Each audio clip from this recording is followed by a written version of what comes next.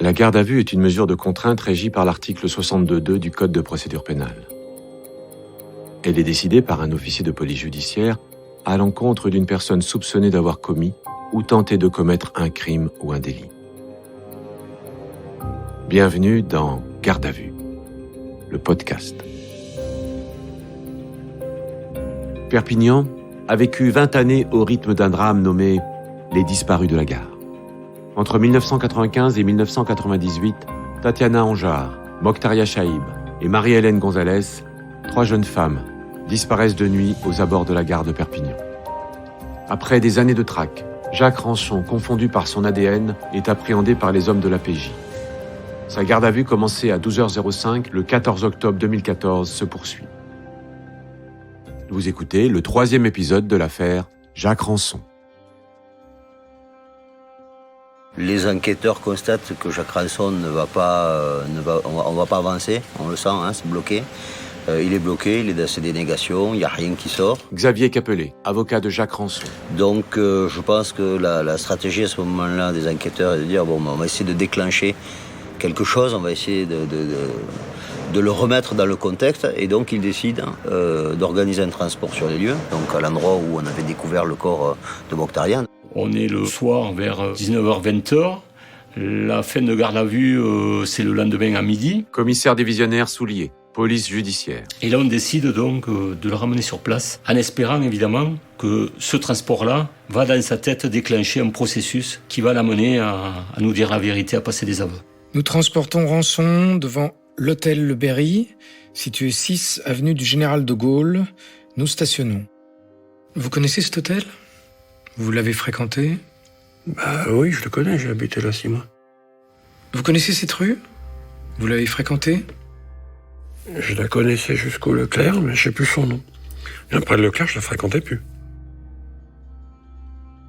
Continuons tout droit sur la rue Ningesser et Colly jusqu'au terrain, lieu de découverte du corps de mademoiselle Mokhtaria Chaïb, situé sur la gauche de la rue où nous stationnons.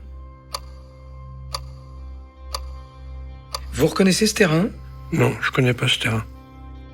Et puis, on va l'amener à l'endroit où les chaussures ont été découvertes, puisque les chaussures ont été découvertes dans une haie d'une maison juste à côté. Et on avait mis l'hypothèse que c'était l'auteur lui-même qui avait jeté ces chaussures-là. On lui montre l'endroit où on a retrouvé les chaussures de Mokhtaria, les maisons, dans les jardins desquels ces chaussures ont été retrouvées. Xavier Capellet. Ça n'a pas l'air d'évoquer chez lui quoi que ce soit. En tout cas, c'est ce qu'il laisse apparaître, bien sûr. Donc moi, j'ai pas la sensation que ce transport serve à grand-chose sur le coup. Parce qu'on rentre un peu comme on était venu, il campe sur ses positions. Êtes-vous fétichiste ? Ou avez-vous une obsession pour les vêtements de femmes ou les chaussures ? Quoi ? Non. Avez-vous déposé ou jeté des effets vestimentaires féminins ou chaussures de femmes sur la voie publique à Perpignan ? Non. Tenez. Je vous présente des clichés représentant une chaussure de femme en daim marron à talons hauts. Vous l'avez déjà vu ?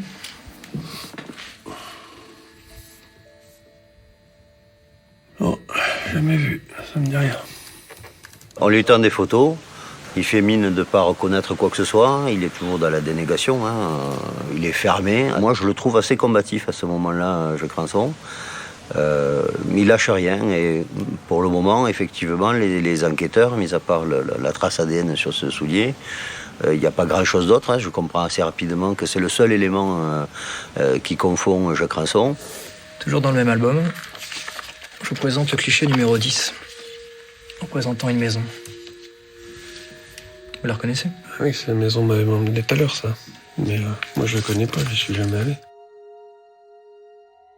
J'ai eu une baisse de régime lors de cette soirée parce que malgré l'élément fort de l'ADN, malgré ce transport sur place, il n'arrivait pas à se déverrouiller. Quand on est enquêteur de police judiciaire sur ces affaires-là, nous, ce qu'on veut, c'est des aveux. Commissaire divisionnaire Soulier. On veut, c'est recueillir les aveux. Enfin, moi, ça fait 17 ans que je rêvais d'être en face celui qui allait nous raconter comment il avait fait. Et là, j'ai dit, peut-être on va passer à côté de ce moment-là. Je vous informe que votre profil ADN a été extrait de la chaussure figurant sur ces photos. Comment vous expliquez la présence de votre ADN sur la chaussure de Mokhtar Yachaïb? J'ai jamais touché à ces chaussures, donc... Je sais pas comment mon ADN il se retrouve là. Il est 22 heures et déjà 34 heures de garde à vue. Retour au patio pour une dernière pause avant l'ultime audition prévue le lendemain matin. Dans la nuit, toujours pareil, dans le patio. Donc là, on est le 16 octobre. La fin de garde à vue est pour 8 ou 9 heures. Hein, donc il ne reste plus que quelques heures de garde à vue.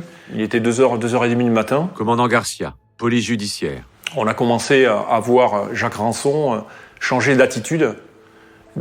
On l'a vu inquiet, on l'a vu se lever, s'asseoir, se redresser, demander une clope. On sentait que quelque chose se passait, quelque chose évoluait. Hasard ou brillante stratégie, c'est elle, la brigadier-chef Valérie Fedel, qui va entamer le dialogue. Elle va lui parler des enfants, de ses enfants. Des mots de femme qui vont fendre la carapace du prédateur.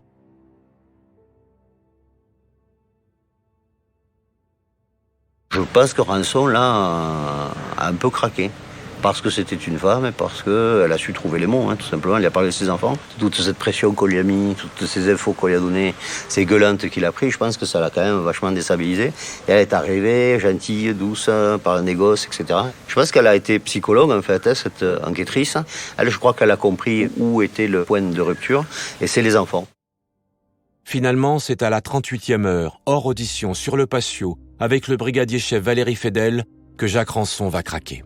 Qu'est-ce qui va l'émouvoir à ce moment-là? Est-ce que c'est sa fatigue? Est-ce que c'est quand on évoque les enfants, est-ce qu'on évoque sa propre enfance à lui? Danielle Cani, experte psychologue. C'est possible, après tout, qu'il y ait une transposition de sa propre enfance de petit malheureux sur une projection sur ses propres enfants, et qu'à ce moment-là, quelque chose de son enfance malheureuse et de l'enfant malheureux qu'il a été se réveille en lui.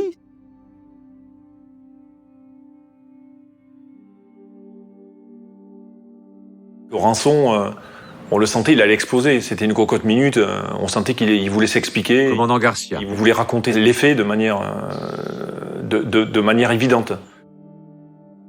Il est 2h30 du matin et il faut réunir d'urgence l'équipe. Seuls des aveux circonstanciés tenus en présence de l'avocat peuvent être validés. Le téléphone sonne.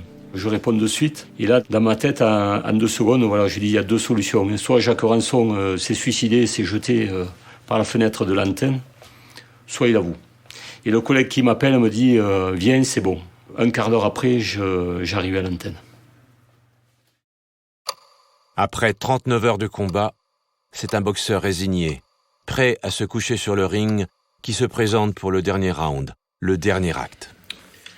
Souhaitez-vous nous faire des déclarations spontanées sur la présente affaire?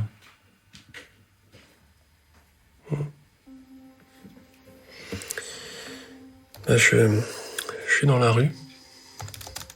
Il pleut. Il est peut-être 11 heures. Et je la vois au niveau du terrain vague. Alors je sors mon couteau et je l'emmène là-haut sur le terrain vague. Là, je veux lui faire l'amour, mais j'arrive pas. Elle crie, elle gueule, police. Alors, je lui mets des coups de couteau, je sais plus combien. Il n'est pas dans une dimension de viol, Jacques Rançon. Il ne viole pas. Il fait l'amour. Il est dans un échange amoureux. Danielle Cani. Il est dans une dimension amoureuse, une dimension de partage amoureux. Et à partir du moment où la femme le rejette et qu'elle se met à crier, eh bien, il sort effectivement de ce scénario fantasmatique, hein, du partage amoureux, pour atterrir dans la réalité qui est que elle ne veut pas de lui. Et à ce moment-là, il va la tuer. Bah, pour pas qu'on retrouve mon ADN, je l'ai découpé. Et puis j'ai mis les morceaux dans un sac en plastique que j'ai ramassé par terre. Vous vous souvenez de cette journée? Je descends vers l'hôtel et je la croise. Il est environ 23 heures, il pleut. Vous l'avez menacée immédiatement? Ouais, je lui montre mon couteau. Elle a peur, elle me suit. Et on grimpe le talus. Et je la pousse devant moi comme ça, j'ai mon opinel dans la main gauche. Et les arbres sont très hautes. Tu lui as demandé de se déshabiller? Ouais, je lui dis, déshabille-toi. Là, elle se déshabille complètement. Cette audition, c'est un moment incroyable. Dans ma carrière de policier, je crois que c'est un des moments les plus forts que j'ai vécu. Tout d'abord, c'est la nuit. La nuit, il y a une ambiance particulière, tout est calme. La rue est calme, au sein de l'antenne, il n'y a personne, évidemment, sauf les enquêteurs qui procèdent à l'audition. Il y a un calme absolu. Absolu. Physiquement, à quoi elle ressemblait? Grande, taille fine, mais des tout petits nichons. Et les cheveux frisés. Tu t'es déshabillé? Je balance mon t-shirt, je baisse mon pantalon et puis je lui dis allonge-toi par terre et je me couche sur elle. Tu bandais, Jacques? J'avais envie de lui faire l'amour mais j'arrive pas à rentrer. Elle bouge comme une dingue. Ça a dû t'énerver, Jacques. Ouais, ça dure 2 minutes. Elle gueule, elle veut appeler la police, ça va. Alors je prends mon couteau et je vois la pleine lune, je vois bien. Et je enfonce, je sais plus combien de coups de couteau. Combien tu as porté de coups, Jacques? Je sais plus. 10, 15. Moi j'y vais franco.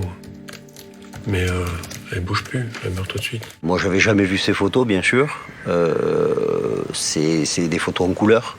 C'est des photos qui sont choquantes. Xavier Capellet, avocat de Jacques Rançon. C'est des photos qui sont difficiles à supporter. Et ces photos, plus les explications froides que nous donne Jacques Rançon, j'ai commencé à ce moment-là à avoir la nausée. Jacques, s'il vous plaît, revenons en détail sur les découpes. Ouais. J'attaque par les nichons. Je prends mon opinel et j'enfonce et je tourne. Et je suis à genoux entre ses jambes. Et après, je mets les morceaux, enfin les organes dans le sac en plastique que j'ai trouvé là. Il n'a pas découpé n'importe quoi dans le corps de Mokhtaria Chaïb. Il a découpé les seins et le sexe, c'est-à-dire les attributs sexuels. Danielle Cany, experte psychologue. En partant avec les attributs sexuels, il se rend puissant à bon compte. Pour moi, ce sont des trophées. Ce n'est pas pour effacer les traces, puisqu'il n'a pas effacé justement toutes les traces. Et c'est grâce à ces traces qu'il a été retrouvé. Il est parti, à mon avis, avec des trophées. Et après? Après, j'arrive près des maisons. Je balance une chaussure dans un premier jardin, puis l'autre. Et après, je veux retourner à l'hôtel, mais je suis embêté avec le sac, avec les organes. Quel chemin avez-vous pris, Jacques? Eh ben, je prends à gauche, vers la gare. Et entre la poste et la rue qui va vers les HLM, je balance le sac avec les morceaux de la fille dans une bouche d'égout. Et après? Et ben après, je rentre à l'hôtel. Là, le veilleur, il ronfle au fond dans sa piole.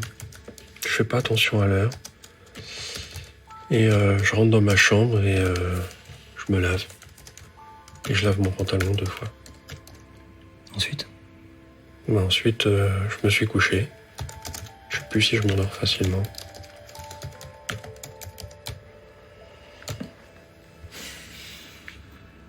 T'étais pas paniqué à l'idée d'avoir tué quelqu'un?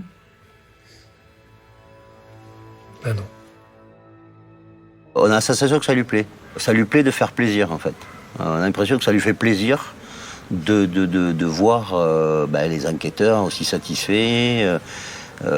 Et on a la sensation effectivement qu'il va, alors qu'il n'en rajoute pas d'ailleurs, hein, mais il va vraiment collaborer pour leur donner ce qu'ils veulent. Avez-vous quelque chose à ajouter? Non.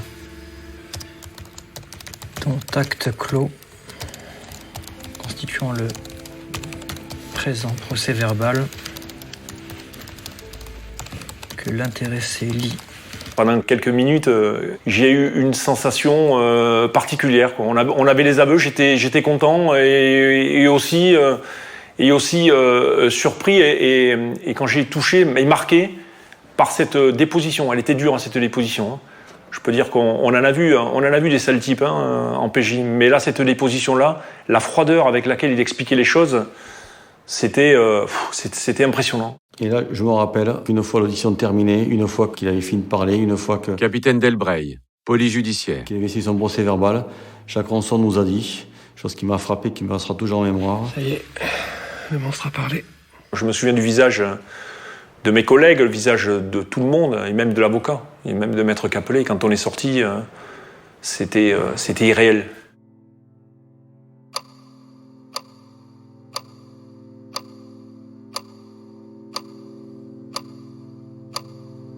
Une victoire par chaos, où même les vainqueurs semblent groggy.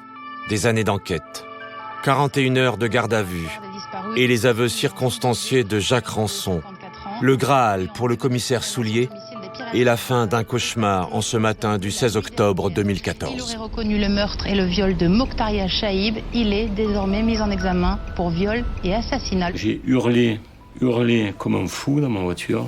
J'ai hurlé ma joie. J'ai tapé sur le volant. Je me disais, même s'il y a des gens qui te croisent, ils vont dire, mais celui-là, il est fou complet. Et c'était 17 ans d'enquête qui se terminaient là, avec beaucoup d'émotions, beaucoup de sentiments. Je pensais à tous mes collègues qui avaient bossé sur le dossier. J'étais vraiment heureux. Au cours de l'instruction, Jacques Rançon va aussi reconnaître le viol et le meurtre de Marie-Hélène Gonzalez, ainsi que 2 autres viols et tentatives de meurtre. En revanche, il est disculpé dans l'affaire Tatiana Anjar, toujours portée disparue.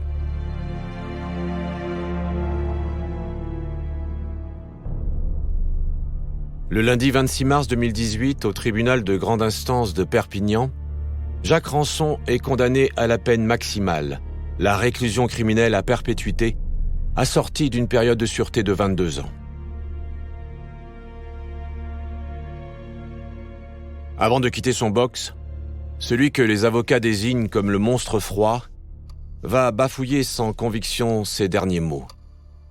Mokhtaria et Marie-Hélène n'auraient jamais dû mourir, je demande pardon. Jacques Rançon ne fera pas appel du jugement.